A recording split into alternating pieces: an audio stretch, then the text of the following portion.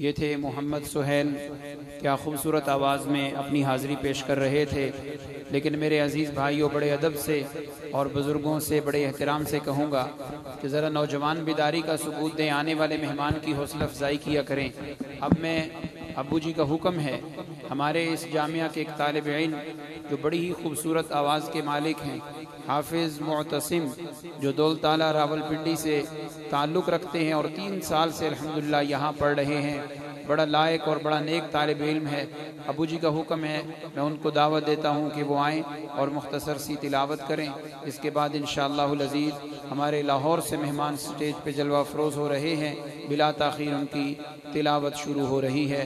आपके सामने आ रहे हैं हाफिज़ मोहम्मद मुअतसिम ख़ान, और इसने अल्हम्दुलिल्लाह तजवीद भी इसी जामिया में पढ़ी है। और बंदे नाचीज़ के पास अल्लाह रब्बुल इज़्ज़त ने मुझे तौफ़ीक अता फरमाई। कई सालों से अबू जी का हुक्म है, तजवीद की क्लास मेरे पास है। इस तालिब इल्म ने भी बड़े मेहनत से और बड़े अच्छे अंदाज से तजवीद यहाँ पढ़ी है। अल्लाह इसको आलिम बाअमल बनाए।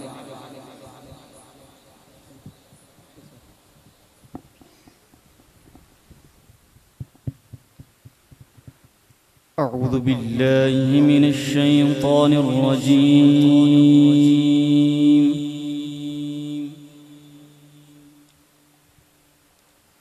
بسم الله الرحمن الرحيم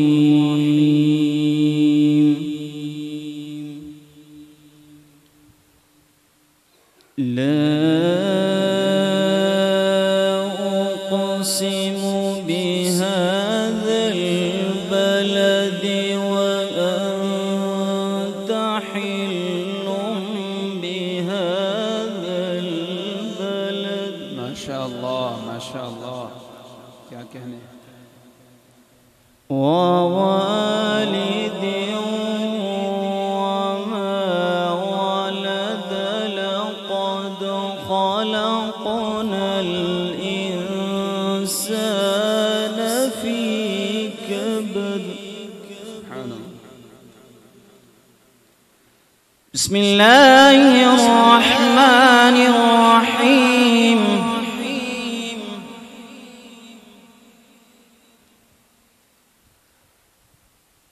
لا أقسم بهذا البلد وأنت حل بهذا البلد ووالد وما ولد لقد خلقنا الإنسان في كبد माशाअल्लाह माशाअल्लाह, बाबा से बुलंद कह दे जरा माशाअल्लाह।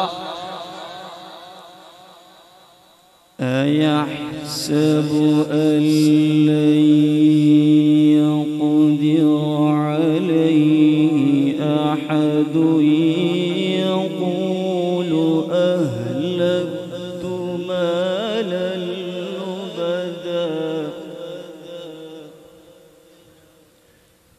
أيحسب أن لم يره أحد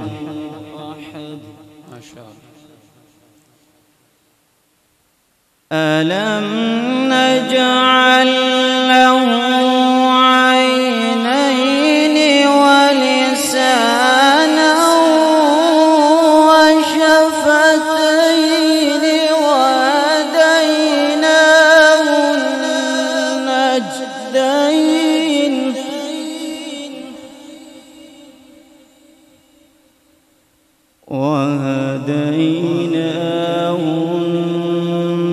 النجدين فلاقتحم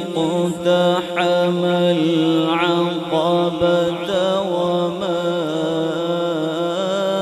أدراك ما العقبة ما شاء الله